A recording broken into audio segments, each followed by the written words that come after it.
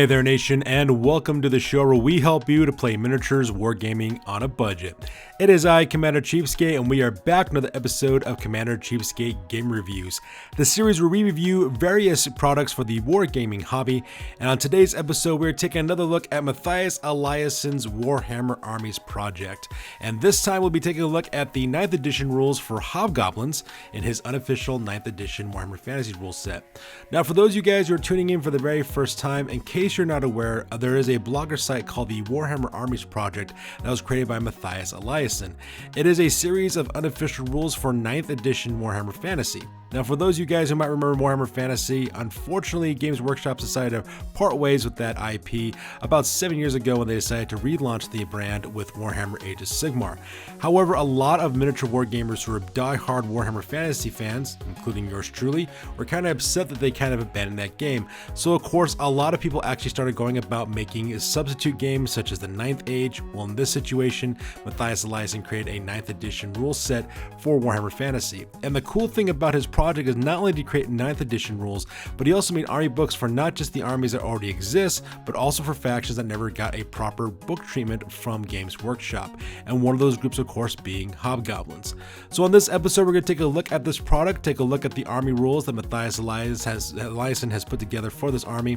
We'll take a look at their special rules, their bestiary, their magic systems, and special characters.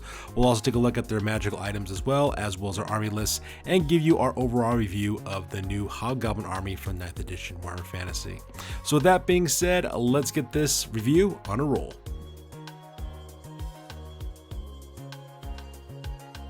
Alright, so let's go ahead and talk about Matthias Eliasson's army book for Hobgoblins. Once again, just another beautiful job on the desktop publishing on this as well. Like I always say before, if you didn't know any better, you could have sworn this is actually a legitimate product made by Games Workshop. And I forgot to mention, we will be doing a little bit deeper dive on the Hobgoblins on this one, so if you want to go to a particular section on this video, you can click down the description box below and go to the part that interests you the most. So let's take a look real quick at the table of contents on this one. So we're not really going to spend too much time on the lore of the Hobgoblins. Just to give you guys some background about them, the Hobgoblins were actually featured in, I believe it was the 4th edition of Warhammer Fantasy with the Chaos Dwarves army. Hobgoblins are supposed to be kind of like a mix between a goblin as well as an orc. They're stronger and larger than their goblin cousins, but not as nearly as large or strong as orcs. They're not nearly as brave as orcs either, still returning a lot of the treachery and backstabbing nature of goblins as well.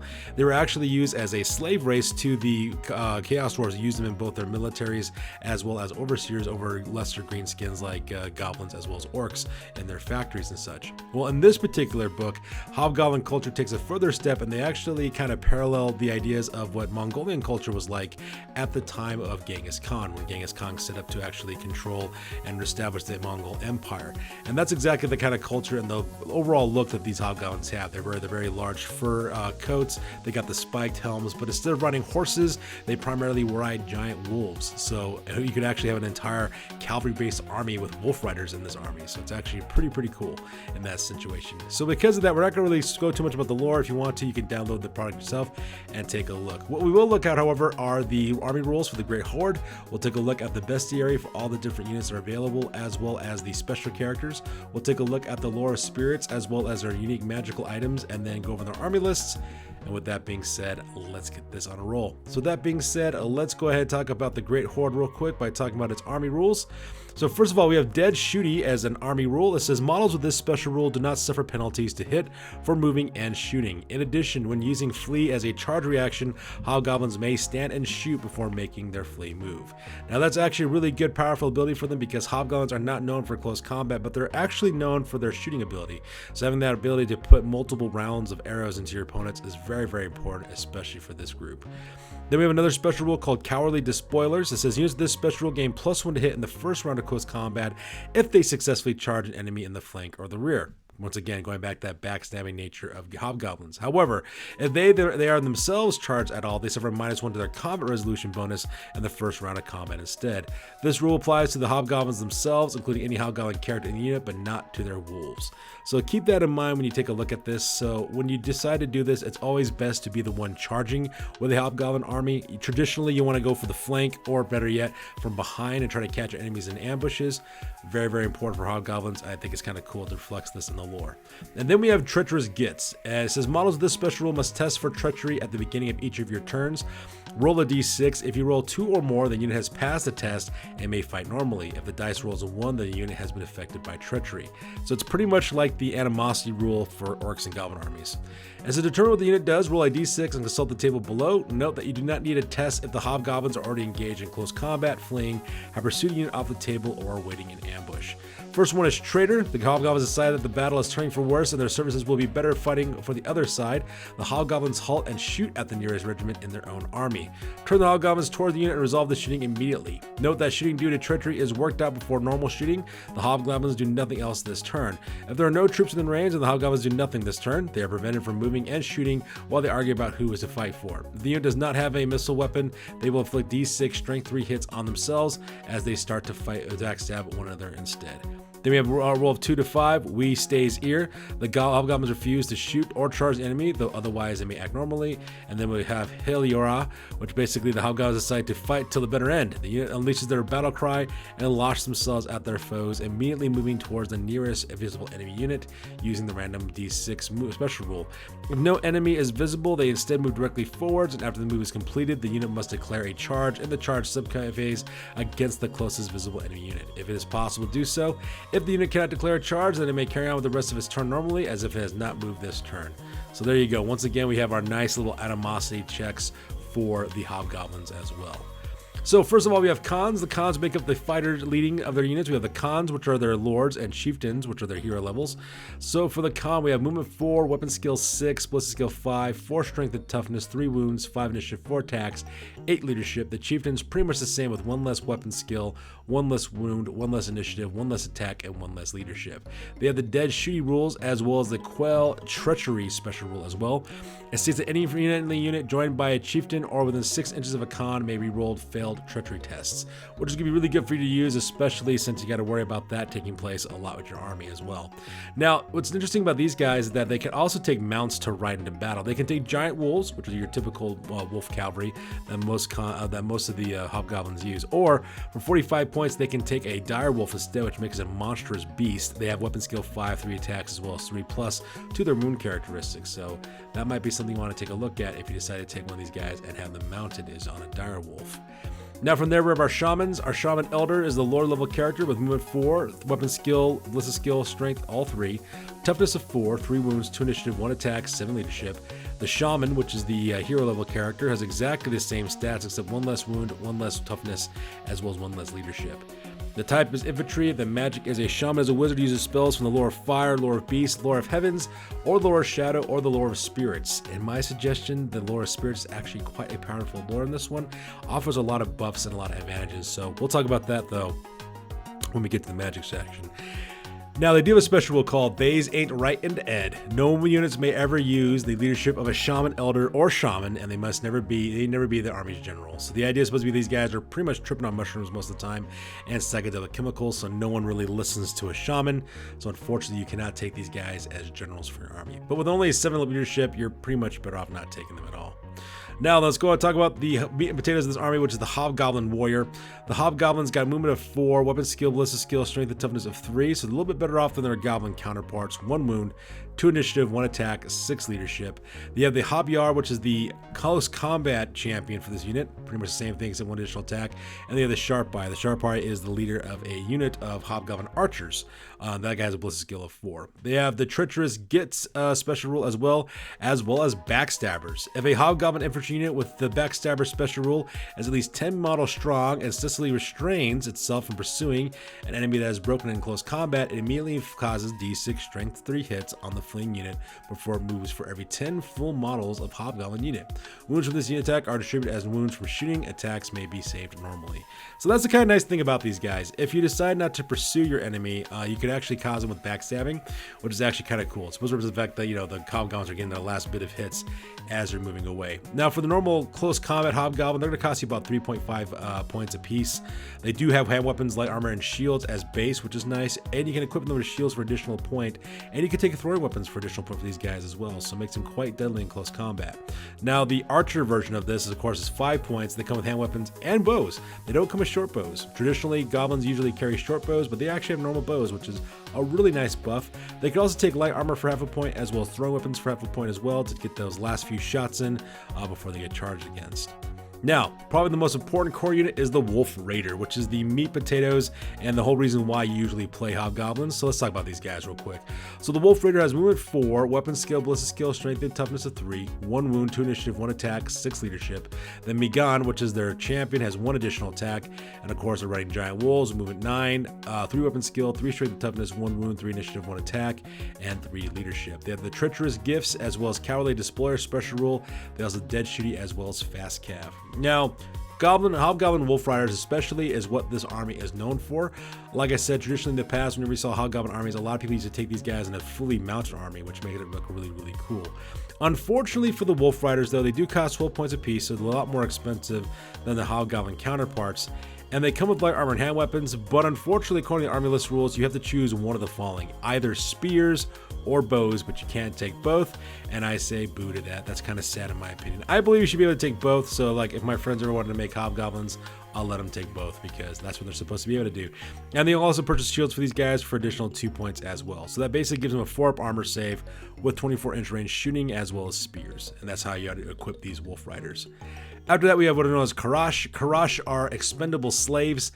Their movement 4, weapon skill, ballistic skill 2, 3 strength and toughness, 1 wound, 3 initiative, 1 attack, 3 leadership. The slave driver is a hobgoblin that leads them. They're also expendable, so they die, no harm, no foul. They also have hand weapons for their weapons, and of course the champion, which is slave driver, automatically comes free with this unit, which is kind of nice. You could also purchase throwing weapons for these guys for additional half a point for a shooting attack, especially if they're being charged against, so that part's kind of nice as well. Now we have the Hobhounds. Hobhounds are kind of like lesser dogs that they actually use. The Hobhounds got movement 7, weapon skill 3, ballistic skill 0, 3 strength and toughness, 1 wound, 3 initiative, 1 attack, 3 leadership, and of course they have the Packmaster, which is a Hobgoblin that runs with them. Now these guys are typical Traff, and they are about 7 points apiece. And traditionally, whenever you saw units like this in the 9th edition rules, a lot of people thought they weren't very good because that Packmaster or that Beast Handler that runs with them will slow down the animals that they're going with. But this is where the nice part comes in. They come with skirmishers, they are expendable, they cost 7 points per unit, but you got this special rule called Release the Hounds. It says, at the start of any movement phase, you may choose to release the Hobhounds. If you do so, the Hobhounds will form a separate unit from the Packmaster and act independently from then on. Once the Hobhounds are released, they'll be subject to frenzy. So the Hobhounds are actually quite nice, because you don't have to worry about that 4-inch handicap from the Packmaster, and once they're let loose, they have frenzy, and they're just free to go to cause problems wherever you want to send them. So the Hobhounds are actually quite cool. Now from there we have the Ravagers. The Ravagers cost 13 points apiece. Now Ravagers got movement 4, weapon skill, ballistic skill 3 up. They have edge strength and toughness, 1 wound, 3 initiative, 1 attack, 6 leadership. The Orlok is their champion, who's got 1 additional attack, and they rob Hobhounds as well. Now here's where the things these guys get actually kind of cool. They cost 13 points apiece. They have treacherous gits, cowardly despoilers, fast cavalry, and they have frenzy. So the Hobhounds have frenzy, so do the Ravagers as well. And the nice thing about these guys is that they actually have 2 hand weapons. So these guys actually have 2 attacks apiece. And when combined with their Hobhound, they also have 2 attacks as well. So that's 4 attacks per mini, which is not bad. And they can use both hand weapons because they're, the way that they're actually riding their animals. So that part is really, really cool. Then we have Tarkans. So let's talk about those guys. Tarkans are actually quite cool. They're flaming attack raiders. Tarkans got a movement of 4, weapon skill 3, ballistic skill, strength and toughness of 3, 1 wound, 2 initiative, 1 attack, 6 leadership. The Pasha, who rides with them, has 1 additional attack. They ride giant wolves as well, and they have treacherous gits, fast cavalry, cowardly despoilers, as well as flaming attacks. They cost 12 points apiece, which is actually kind of nice. And they have this awesome special rule called Burn It Down. Whenever a unit of Tarkans moves within 6 inches of a building or forest, they may set it on fire by throwing their torches at it. For the rest of the game, every unit within that building or forest will take D6 flaming strength 4 hits at the start of every turn for as long as they remain there. Tarkans may also throw their torches 6 inches against war machines and chariots. Roll to hit as if they were using a throwing weapon. War machines and chariots take D3 strength 4 hits for every torch that hits them. So this Burn It Down rule is really, really awesome as well. Plus, they also come with flaming attacks automatically, and they're also ambushers. You can actually upgrade these guys to be ambushers for free, which is absolutely fantastic for these guys as well. Now you can also purchase shields from them for 2 points as well. And what's perfect about these guys is that they're perfect for gunline armies. So if you got an enemy who likes to hide out in buildings and top of towers, if you got dwarves who like to hide behind cover, or wood elves who like to hide in their forests, you can set them on fire and burn them, and it's absolutely fantastic. Have these guys sit as war machine hunters and have them ambush from the back ranks and set war machines on fire. These guys are absolutely fantastic, and in my opinion, the best unit for the Hobgoblin army. After that, we have the Mangudai. The Mangudai are basically skirmishing shooters. They have movement 4, weapon skill 3, ballistic skill 4, 3 strength and toughness, 1 wound, 2 initiative, 1 attack, 7 leadership. They're led by a guy called a Badur, which is their champion. He's got 1 additional ballistic skill, and they're running giant wolves. They are cavalry with treacherous gits, fast cavalry, cowardly despoiler, and dead shooty special rules, and they have the multiple shot 2 for that one as well. Now the nice thing about these guys are armed with bows, not short bows, which is a nice addition. They also have light armor, and they can also be upgraded the poison attacks for plus 2 points for each one of these guys. They're cost 17 points apiece, so not bad having abilities that have multiple shots with your poison attacks. Kind of a cool thing right there. Now from there we have the Keshig. The Keshig are basically like elite heavy cavalry for these guys, kind of like knights in that sense. They have movement 4, weapon skill 4, 3 ballistic skill, strength and toughness, 1 wound, 3 initiative, 1 attack, 7 leadership. The Churby is their leader with an additional attack, and they ride giant wolves as well. Now these guys have the cowardly despoilers, dead shooty, as well as vanguard special rules on them as well. Now Keshig costs 16 points apiece, and they're equipped with lances and medium armor and shields, so that part is really nice. So it basically gives them a 4-up armor save, and they can also take barding, which gives them a 3-up armor save, and they're also mounted as well. It gives them a 2-up armor save. They also can be equipped with bows for 2 points as well, which is absolutely fantastic. Now you can equip these guys for additional hand weapons for free, but why would you do that when the strength 5 would be much better, especially with those lances when you charge in close combat? They can also take barding for 2 additional points, and the cool thing about these guys as well, you can give them poison attacks as well for 2 points on top of that. Plus you combine that vanguard. These guys are quite nice, and they're not that expensive either in terms of points, so get you guys some kishing and cause some problems for enemies.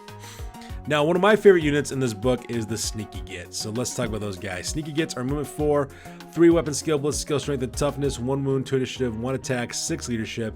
They're led by a backstabber who's got additional attack. They got the treacherous Gits, backstabbers, and poison attack special rules attached to them, and they have dirty, rotten, sneaky. After each round of combat is fought, the Sneaky Gits may fight in an extra rank each turn for as long as they are in combat with that enemy. So after 1 turn, they fight in 1 additional rank. After 2 turns, they fight 2 additional ranks, and so on. So the Sneaky Git is a classic unit from the older editions of Warhammer Fantasy. I believe they popped up in the 3rd edition with the Chaos Dwarves rulebook. These guys carry these 2 twin curved daggers, and what they were able to do back in that game is that whenever you went around a combat, you could do what was known as lap around, is what the name of the special was. You could take 4 fighters from your back rank and have them surround your opponent by attacking the flanks. So they could take 2 guys and go around the left flank, another 2 guys around the right flank, and you could keep doing that for every round of combat until you had your enemy completely enveloped. The nice thing about that overlap rule that was originally from the Warhammer Fantasy rules is that by doing that, you took away your opponent's rank bonuses, at the same time got more attacks into your enemy as well. So horde armies like goblins, for example, would use that if they won a round of combat, and they could definitely do that, and that's what they used to do. And so the Sneaky Gits got to automatically do that in the game when those rules first came out. Now in this one, of course, they have this dirty, rotten, sneaky rule instead, but that part is perfectly fine. Now they're equipped with throwing weapons as well as 2-hand weapons. You can upgrade them to scout special rules for 1 additional point on top of that. They skirmish for free, and of course they cost 6 points apiece, so these guys are awesome. Now from there we have the War Wagon. The War Wagon is a chariot with a strength of 4, toughness of 5, 4 wounds. You have a crew with 3 weapon skill, ballistic skill, strength with 2 initiative, 1 attack, a 6 leadership, and also your giant wolves as well. The chariot has a 3-up armor save, which is also kind of nice. And at the same time, it's got the dead shooty rule, and it's also got a mobile bolt thrower built into it as well. 24-inch range, strength 5, multiple wounds D3, and it can still move and shoot as well, which is fantastic. Now, this unit costs 100 points apiece, and the chariot has 3 hobgoblins armed with bows and hand weapons, and it's pulled by 2 wolves, but you can add a 3rd wolf if you want to for 5 points. Definitely worth it to do that to get some craziness going on from these guys. Mobile bolt throwers, you just absolutely gotta love it. Then we have the Spear Chukka, which is exactly the same as the Orc and Goblin version. These cost 35 points apiece. Take as many of these as you can because you don't have very many good shooting attacks in your army, so take as many of your Spear Chukkas as possible. And then, of course, we have Rocket Launchers. Rocket Launchers, of course, have 7 toughness, 3 wounds, with a crew of 3 Hobgoblins. The Rocket Launcher is the following profile for a Stone Thrower: 40-inch range, strength 4, multiple wounds D3, and of course you have your rocket launcher misfire table. These guys cost 95 points, which is actually not bad. A strength 4 with multiple D3 wounds on a blast template weapon, absolutely fantastic. I highly suggest you take one for your army if possible. Now from there we have our Scorpion Riders. Scorpion Riders are monstrous cavalry with weapon skill 4, movement 4, 3 ballistic skill, strength and toughness, 1 wound, 3 initiative, 1 attack, 7 leadership. The Bagatur, which is their leader, has 1 additional attack, and they ride giant scorpions, which are movement 7, 4 weapon skill, 0 ballistic skill, 5 strength and toughness, 3 wounds, 3 initiative, 3 attacks, and 5 leadership. Now then, when it comes to these guys as well, they have treacherous gits, cowardly, despoilers, as well as for the scorpions having killing blow, poison attacks, as well as natural armor 5 up. So these guys are actually quite good. Now when you get them for their equipment, they automatically come with spears, so they give a strength 4 when they charge, and they have light armor and shields, but having 2 strength 5 attacks with killing blow and being poisoned is very, very cool. So these guys are your answer to dealing with enemies that have actually high toughness against you. And we also have the Death Claw. Yes, the Death Claw. Kind of like the Fallout, Death Claw. So it's got movement 6, 3 weapon skill, 0 ballistic skill, 5 strength, 4 toughness, 3 wounds, 2 initiative, 3 attacks, 6 leadership. The Murder Beast, which is their champion, has 1 additional attack. It's monstrous infantry, so they have frenzy, so they can give them 4 attacks. They have armor piercing 1, which is going to be great. So when combined with their strength 5, makes them armor piercing 3, which is nice, and also regeneration 5 up. So these guys are pretty cool. It's kind of neat. They kind of live up to the Deathclaw name from Fallout, so that's one of the things you want to keep in mind with these guys as well. They also cost 43 points apiece, so keep that in mind when you get these guys. Now from there we have the Rhinox Battle Fortress. It is a battle fortress built on the back of a Rhinox. Movement 6, weapon skill 3, 0 ballistic skill, 5 strength and toughness, 4 wounds, 2 initiative, 3 attacks, 5 leadership. The crew in the back's got 3 weapon skill, ballistic skill and strength, 2 initiative, 1 attack, and 6 leadership. It's considered monster cavalry, which is also kind of cool too. The Rhinox has frenzy, giving you 4 attacks that cause D3 impact hits, natural armor 5 up, and they're also stubborn. Now, if you guys want to know what the guys running on the back are armed with, armed spears, bows, and hand weapons, there are 3 of these guys. They cost 125 points as well. Very, very beast, these Rhinox Battle Fortresses. They're actually kind of cool. You definitely want to charge them in just because the shooting attacks are, quite mediocre. But charging in frenzy, that's where it's at. Now we have the Thunderbird, which is the Army's second monster, one of 3 monsters they have on this one. It's got movement 4, weapon skill 4, 0 ballistic skill, 5 strength and toughness, 4 wounds, 5 initiative, 3 attacks, 7 leadership. It's a monster that flies and is also immune to lightning. And it's got this interesting rule called Stormbringer. It says all missile attacks targeted against a Thunderbird suffer -1 to hit. And in close combat, the Thunderbird inflicts an automatic strength 3 hit on all models in base contact at the start of each close combat phase. In addition, each successful hit by a Thunderbird is multiplied into D3 hits, though no individual model may be hit more than once. So it's kind of an interesting character. That strength 3 hit with minis in the base context is kind of nice. You can also get successful ultimates up to D3, which gives you up to a total of 9. But as cool as that sounds, the Thunderbird costs 185 points. And so because of that, even though the Thunderbird does sound cool, I would probably skip it, to be perfectly honest. I mean, it's neat, but not 185 points neat. Then we have the Dreadmaw. The Dreadmaw, of course, has a special random movement of 2d6. It's got weapon skill 2, ballistic skill 0, 5 strength, 5 toughness, 5 wounds, 1 initiative, D3 attacks, 7 leadership. It costs D6 plus 1 impact hits, random movement 2d6, stubborn, and natural armor 4 up.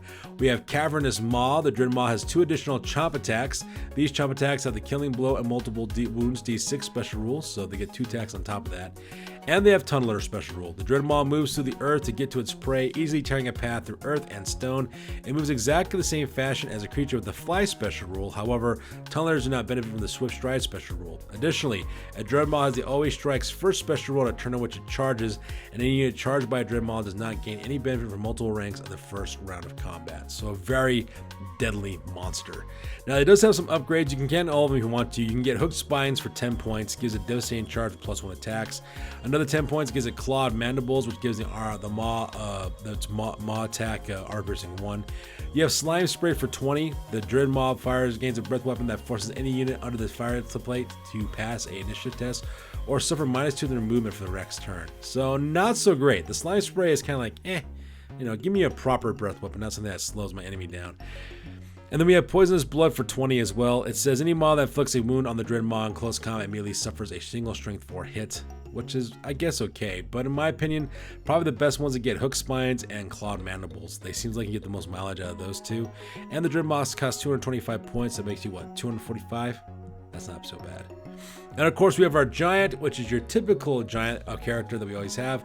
Same stats as always. They're exactly the same as every other Giant in the rulebooks.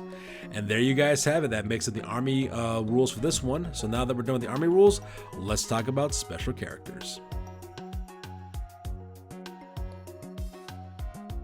All right, so now that we're done talking about the army rules, let's go ahead and talk about the special characters. So up first is Hobgoblin Khan, the Scourge of the Steppe.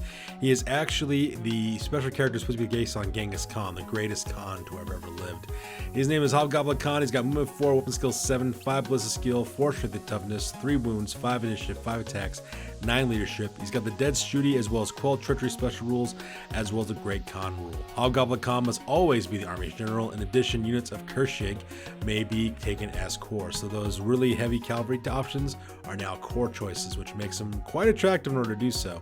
He's also got the Bow of Storms. This bow gives Hobgoblin Khan the multiple shots 3 special rule. When an arrow from this bow strikes an enemy unit, it deals D3 strength 5 magical hits. So that part's kind of cool.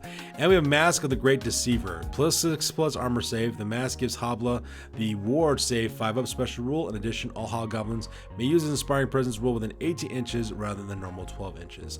Now the cool thing about this guy is that this guy does cost 250 points, so he is kind of pricey, but for what he can do though, it's actually quite good in my opinion.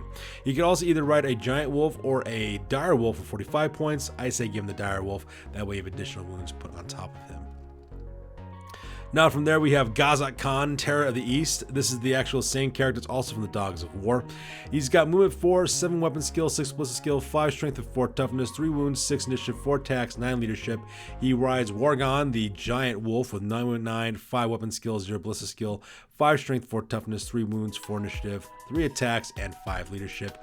Makes him very deadly that way as well. He's got Dead Shooty as well as Quell Treachery and Fear. And then we have the War Cry of the Steppes. Any unit that he charges will not be able to stand and shoot or flee as a charge response. Does not affect units that have immune psychology. He's also got the Red Scimitar. This sword causes armor piercing 3 and multiple wounds D3 special rule, and the Demon Head Helmet gives him 6-up armor save. As soon as Gazak suffers his first wound in combat, the Demon Helmet awakes and gives Kazak the Ward save 4-up and magic resistance 1 special rules for the remainder of the battle. In addition, his strength is doubled when fighting against model or unit which caused the wound. So Gazak Khan, another really interesting character to take as well. He's got 250 points just like Hobgoblin Khan. And given the relatively low cost of a Hobgoblin army, I would say take him. I mean, he makes a really good lore choice. It's kind of a toss-up between both Hobgoblin Khan and Gazak Khan. I guess the main question you would ask yourself is, do you plan on taking Kershig as core? And if you do, then take Hobgoblin Khan. Otherwise, Gazak Khan, he does exactly just fine as well. Now, there's not very many special characters in this army. All we have next is Ugla Khan, so let's talk about him next. Ugla Khan's got movement 4, 5 weapon skill, 4 ballistic skill, strength and toughness, 2 wounds, 3 initiative, 3 attacks, 8 leadership. He's mounted on a Giant Wolf. He's got the Treacherous Gits as well as Dead Shooty special rule, so he's a hero special character. And his one is called Pelt of Wolfang. When able to pursue a broken enemy, Ugla Khan and any unit he is with must always do so, and they add D6 to their pursuit roll. So that part is kind of nice. Pursuing your enemy down for the additional D6, that is also great. Gives your wolf riding units a little bit of a harder punch, and he costs only 90 points, which is not bad. In my opinion, you could easily take Hobgoblin Khan or Gazak Khan, one of those two great Khans, as well as Ugla Khan, and still be pretty combat effective. Put them in the same unit, cause a lot of problems. That part would be kind of cool as well. So now that we're done talking about the special characters, the next thing we're going to talk about now are the spell lore as well as magical items. So let's go and talk about their lore of spirits, which is their spell lore. Now I kind of teased this earlier, but the lore of spirits is actually a pretty powerful magic lore. I'm actually surprised how good their magic really is. So let's talk about that real quick.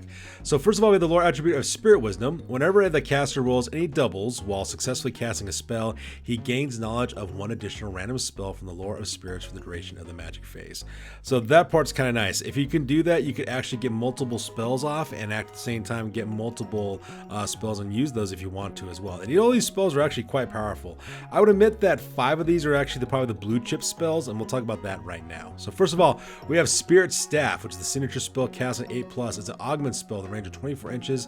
The unit gains +1 strength, the killing blow, and magical attack special rules until the start of the caster's next magic phase. The wizard can choose to have this spell affect all friendly units within 12 inches. If he does so, the casting value is increased to 16+. So that is a really powerful ability. Almost everybody is strength 3 on base. That gives him 1 additional strength with killing blow on top of that and magical attacks. A very, very powerful buff. That's a beautiful, beautiful signature spell. And only casts on 8 up too, which is actually really nice as well. Now another powerful spell is Message of Doom, cast on a 6+. It's a hex spell at the range of 24 inches. And to the start of the caster's next magic phase, the target unit must test for fear against all enemies and suffer -1 daily leadership.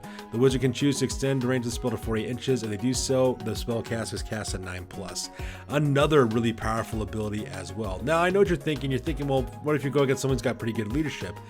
That's true, but you give him -1 to leadership as well. That alone is just worth it right there because it makes your opponents easier to break as well. And if they do fail their fear test, you're going to be able to use your guys who've got lower weapon skills, but they'll be able to dominate with an enemy who's actually quivering in fear. So another really powerful ability. Like I said, this lore is actually quite powerful. I think it's like one of the best lores that are out there right now. After that, we've got Spirit's Voice, cast at 7+. It's an augment spell at the range of 24 inches. The target unit may reroll, fail to hit, and fail leadership tests to start the caster's next magic phase. The wizard can choose to have this spell affect all friendly units within 12 inches. If he does so, the casting value is increased to 10+. Having the ability to reroll fail leadership tests and reroll fails to hit, very, very powerful, especially if you just do it for 1 unit for 7, but everybody within 12 for 10, that is awesome. So just get that spell off if you're worried about doing long range shooting attacks, or if you're afraid about your guys breaking close combat or taking leadership tests, cast this spell on your guys. Gives them a lot of buffs to do so. Then we have Fire of Vengeance, which costs 80 points. Cast on 8+. Magic Missile spell causes 24-inch range, causes 2d6 strength for hits, the Flaming Mat attack special rule. The wizard can choose to extend the spell to 36 inches. Instead, if he does so, casting value increases to 11. Now this is kind of nice because it's the only lore's only magic missile, but it's a pretty powerful one as well. Considering all the ethereal units that are out there running around for other armies, having this spell is quite useful for your army. Now from there, of course, we have the Power of the Wind, cast on 9+. Remains in place spell. Magic Power of the Wind is a magical vortex that uses a small round template. Once the template is placed, roll 3d6 to determine how many inches the templates move. Any model touched by the template must pass a strength test or suffer a strength 4 hit with no armor saves allowed. In subsequent turns, roll the scatter dice to determine the direction of the cyclone moves. The wizard can infuse the Power of the Wind with more power so that he uses the large round template instead. If he does so, the casting value is 16. Now this one is not as powerful as all the other spells up to this point, which is perfectly fine. I mean, every single lore has that one spell that's kind of useless. So, you know, Wind of Power is fine, don't get me wrong, but I wouldn't recommend taking it for you. Take any one of these other spells so far on this list and maybe use this if you get the lore attribute, maybe then take it, but other than that though, skip it if you can. Now another one, of course, is Spirit Shield, cast on 11+. It's an augment spell at the range of 24 inches. The target unit gains the Ward Save 5+ special rule and may reroll failed armor saves to the start of the caster's next magic phase. The wizard can choose to have this spell affect all friendly units within 12 inches. If he does so, the casting value is increased to 22. Having a 5-up ward save, can't talk about how powerful enough that ability that is. Especially when we consider that ward saves can stack in this edition, so very, very powerful ability. It can really help you out with those parry saves especially. So definitely take that spell. And then of course we have Blades of Bagetsu Thulu, which costs on a 15+. The Blade of Bagetsu Thulu is a direct damage spell that affects all enemy units within 12 inches. All enemy units now. For each complete rank the unit has, they may suffer D6 close combat attacks made with weapon skill 4 and strength of 4 distributed as shooting attacks. The wizard can choose to extend the range of the spell to 80 inches. Instead, if he does so, the casting value is increased to 22+. So another really powerful ability as well. And having that ability to do that with like low level fighting enemies or enemies that have horde armies like Skaven and goblins, that could just tear it up. So Blades of Cthulhu is a very powerful ability as well. In my opinion, the most useful spells are Spirit Staff, Message of Doom, Spirit's Voice, as well as Fire of Vengeance, as well as Spirit Shield. These 5 right here are the ones you should always take on your lore level characters. Now, secondly, of course, Blades of Cthulhu, a really powerful spell as well. However, though, if you got to drop it from one of these other ones, I say drop it from one of the other ones because those other spells are just awesome. Get this if you get the lore attributes, and of course, the very last one, of course, being Power of the Wind. So now that we're done talking about the magic system, let's talk about the magical items. So first of all, we have the Warpstone Scimitar for 50 points. It is a magical weapon. The Warpstone Scimitar gives the wielder poison attacks. In addition, any model in base contact with the wielder at the end of the close combat phase must pass a toughness test or suffer a single wound with no armor saves allowed. However, on a d6 at the start of each of the wielder's turn, a roll of 1, he suffers a wound that ignores armor save. I would say skip this. I mean, having poison attacks is great, but that's all that gives you. It's not worth 50 points. Now we have the Black Bow for 35 points. It's a recurve bow. The Black Bow gives the wielder the sniper special rule. Any model hit by the Black Bow must re-roll successful armor saves. Now this one's actually quite fair. For 35 points, it's not bad for what it can do. So I would say it's kind of dependent if you got the points or not. If you do, then by all means take it. Having an additional magical attack is always a nice thing. Plus having that sniper special rule is also really cool too. Now we have the Lightning Spear, which costs 30 points. It's a spear, and around the wielder, the Lightning Spear charges. For each successful wound made with this weapon, the spear strikes the model behind the hit model with an attack at a -1 strength. If this attack wounds the model behind that second wounded model struck, it attacks the -1 to strength. This will continue until you fail a wound model. For 30 points, I say skip.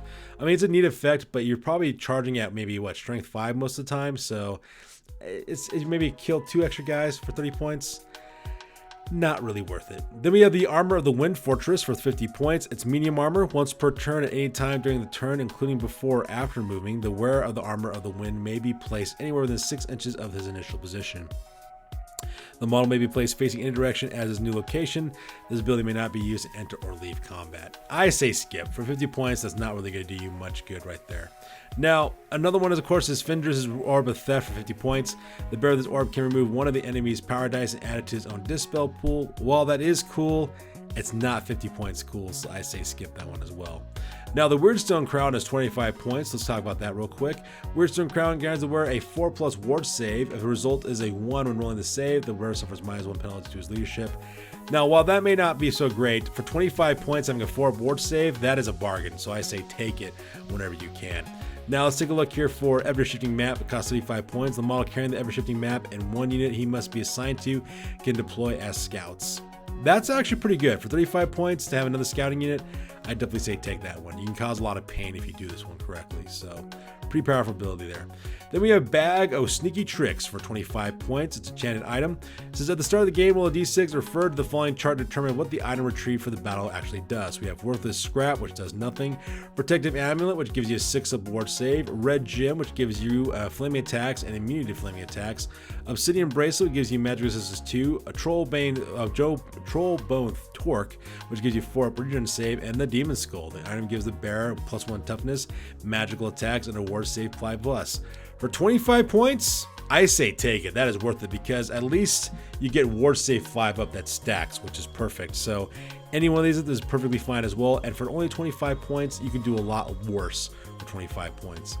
Hidden Sheath, 20 points. It says on any turn that the model equipped with the Hidden Sheath enters a combat, he gets to make an extra 1 round of attacks. 1 round of attacks. If you put this on a character who's got multiple attacks, they get to do all their attacks first against their opponent before all other attacks are made. So if you have a higher initiative than your enemy, you get 2 sets of attacks against them before they even strike back. This is perfect for a character assassin, and for 20 points, take it. That is deadly. That is a deadly magical item right there. And then, of course, you have the Banner of the Great Wolf for 50 points. All mounts in a unit carrying this banner gain +1 to their strength and the Devastating Charge special rule, which means that all your wolves get strength 4, weapon skill, and +1 additional attack on top of that. That is amazing for 50 points. And especially considering you're going to be using a lot of wolf riders in your army, I say definitely take it. That is an automatic include as well. So like I said, a lot of really powerful magic, a lot of really powerful magic items. Really like this army list so far. So now that we're done talking about the army magic lists as magical items as well as their magic system, let's go ahead and talk about their army lists next. Alright, so now we're back with the army list. So let's start off with the lords real quick. So Hobgoblins, Scourge of the Steppes for 250 points, like I said before, can take a giant wolf for 18 and have barding oddly enough, so that'd be kind of nice. He comes with medium armor as well as a shield that gives him a 4-up armor save. With the mounting and the barding, it gives him a 2-up armor save. Or you could take a dire wolf. Now he does lose 1 point without that, but like I said before, the dire wolf gives him 3 additional wounds. That gives him wound 6, so that's actually quite nice as well. Now here's where the problem comes in. When we come to Khazak Khan, the Terror of the East, he costs 250 points, but he's warding Wargon. But if you look at the stat here, it says 1 wound here, as well as 3 wounds in the previous slide. I say go with the rule of cool, give him the 3 additional wounds, 250 points. Now, a Khan costs 80 points, so you kind of see like the difference between the points on these guys in a big way. But they can take additional hand weapons, spears, lances, or great weapons. Can be armed with bows, can take medium armor, can take shields. They could also take giant wolves for 18 and barding for 6 additional points, or a dire wolf for 45, may take magic items up to 100 points. So that part is kind of nice. Shaman Elders cost 145. You can upgrade them with additional level 4 wizard for 35 points. They are pretty expensive as terms of wizards go, but totally worth it because that lore of the spirits is really powerful. So definitely take that one. They can also take giant wolves for 18 points, magical items up to 100. Then we have Ugla Khan. He costs 90 points as well. We already talked about character. I'd say take him. He's actually pretty good for 90 points for that additional ability to pursue your enemies. That part is a very powerful ability right there. Now, Chieftains cost 45 points apiece. They can be upgraded for Battle Standard Bearers for 25. They can take additional hand weapons, spears, lances, and great weapons. They can take bows as well as medium armor and shields. They can be mounted on giant wolves with barding for 16 points, and they can take 50 points with the magical items as well. Now, a Shaman, of course, costs 65 with 35 to upgrade to level 2. They can ride a giant wolf, can take 50 points of magical items. And like I said before, here's our mounts that we're talking about earlier. So a giant wolf is great, but having a dire wolf puts you at movement 9 as well. It's got better weapon skill, better strength and toughness. You got that additional 3 wounds you can add to your character as well, better initiative, and 3 attacks. So it kind of depends on what you want to do. If you're going to take a giant wolf, I can see you taking it because of the barding for some of these characters they get, which is a nice addition to the armor save, but it's not absolutely necessary. I think the dire wolf puts a lot more killing power in my opinion, so I would always go with the dire wolf just because it's the same speed. Like if the speed was a difference, I would say go with the giant wolf if the giant wolf is faster, but since they're both the same speed, go with the dire wolf if you got the points. You know, it gives you additional wounds, additional attacks. How could you go wrong? Now then, let's talk about our core units now. So our Hobgoblin Warriors cost 3.5 points that we talked about earlier. And of course, they could take spears and throwing weapons. Hobgoblin Archers cost 5. They could take light armor and throwing weapons. Our Wolf Raiders cost 12. And this is the part that I'm really sad about. They can either be armed with either 1 spears or 2 bows. I say boo to that. They should be able to take both. But I can kind of see where Matthias Lice is going with that. Now, our Karash, which are our slaves, cost 2 points in miniature and give them throwing weapons for half a point. And our Hobhounds, which are great chaff that are also frenzy, cost 7 points per. So 35 points for frenzy Hobhounds. Take at least 2. They're going to cause all kinds of problems for enemies. Now, our special unit, our Ravagers, these are our frenzy riding guys, Rob High Hounds, that cost 13 points apiece. Unfortunately, they're going to get shot to pieces, so that part is not so great. But that is why I suggest you take Tarchons instead. They cost the same amount of points. You can give them shields to make it a little bit deadlier. They're also ambushers, and they burn things down. They can also burn your enemy war machines and chariots. I say put these guys and give them ambushers, have them pop up on your enemy's back end, and have them destroy their war machines. Absolutely fantastic. I really love the Tarkin unit. Their war wagons with their chariots cost 100 points apiece. Unfortunately, they only come in units of 1, so keep that in mind when you guys keep that in mind. And at the same time, they also have those giant bolt throwers on them, which is kind of nice. Then your spear checkout costs 35 points. Take as many as you can because they don't have slip shot special rule, so they actually work. So that part's kind of nice too. Now our Mangudai, which are rapid firing scouts, they cost 17 points a person with 2 points additional for poison attacks. We also have our Keshing, which is our knights for 16 points apiece. They can take a magic standard worth 50 points, which is kind of nice. They can also take bows for 2 points. They can also swap their lances for hand weapons, additional hand weapons. I'm not sure why you would do that. I say stick with the lances. They also have barding that they could take for their wolves as well as poison attack. Good all-around shooting combat unit. Take them if you can. If you take Hobgoblin Khan as your leader, these guys become core. You can't go wrong with that. Sneaky Gits, which are that classic unit, they come at 6 points per miniature. If you decide to make them scouts, they get 7 points on top of that, so really cool there. Our Death Claws, which are our Fallout monsters, cost 43 points per. You can upgrade a Death Claw to a Murder Beast. I say skip the upgrade and just focus on getting more Death Claws. And then for our rare choices, we have our Scorpion Riders. They cost 55 points apiece. They can take magic standards up to 50 points. Our Rhinox Battle Fortress costs 125 points. Rocket Launchers are 95, and Thunderbirds are 185. Our Dreadmaws, 225. I say take Clawed Mandibles for a grand total of 10 points for 235 points. And then lastly, we have our Giant, which costs 200 points as well. Alright, you guys, so there you have it. This is our overall impression of the Hobgoblins Army Rulebook for 9th edition Warhammer Fantasy, created by the Warhammer Armies Project and Matthias Elias. So in my opinion, this is an excellent product. It's got a really good, awesome rules for the Hobgoblin Army. You got a nice variety of units to choose from, as well as some interesting game mechanics. You also got really powerful magic lore and special characters. I say it's an awesome addition to that rule set. And at the same time, you can't beat the price. It's absolutely free to download, which is absolutely fantastic. The only problem that you might run into, of course, is finding cheap models in order to do this. I would think your best bet would be to go with Wargames Atlantic. Wargames Atlantic sells a box set known as Goblin Warriors, and the Goblin Warriors they sell in that box set are a little bit longer limbed than Games Workshop Goblins. They're also a little bit bigger too, but not as big as Orcs, which in my opinion make perfect Hobgoblins for this. Not to mention, you also get 30 of those guys for around 35 bucks, so you can't beat the price. Price is really good on that one. It's almost close to like $1 per miniature, so that is really nice as well. The only problem is, of course, is finding wolves to put these guys on. That is the only problem. I would say you look for guys like Reaper Miniatures. They usually sell packs of wolves in like 3 packs to 5 packs for like $7, and you can easily put those guys on it. All you gotta do, of course, is cut the feet off the sprues, cut the miniature off the sprue for your Wargames Atlantic, and then glue them on top of a wolf miniature, and you got a Goblin Wolf Rider, and you can do that pretty cost effectively as well. Now, if that's too much for you, you could also do kind of like something out of Lord of the Rings. What I loved about the Hobbit movie is that there's a scene in the Hobbit, the very first Hobbit film, where they're being chased by Azog the spoiler, as well as his warg riding scouts. And so those guys there's a couple of them mounted on these wargs and they're running, but they also have a lot of other wargs that are not being ridden on either. So if you want to save some money, you could of course just forgo the riders and just make it look like there's maybe a couple of riders, and then use like wolves as proxy wolves with riders on them, and make it look like it's kind of like this wild pack type of look going on for them. I think that would be kind of cool if you want to do that. So it's entirely up to you how you want to do it. The miniatures are out there, and you could actually put an army together quite cost effectively depending on how you kind of kit them out. So there you guys have it. That is our opinion about the Hobgoblins Army Book for 9th edition Warhammer Fantasy. As always, please feel free to like, comment, and or subscribe. Your guys' input is invaluable to us as always. Check us out on Facebook, Instagram, as well as blogger.com for all the latest greatest hobby news related to this channel. That's good for this one, guys. We'll catch you guys next one. Peace out and stay classy.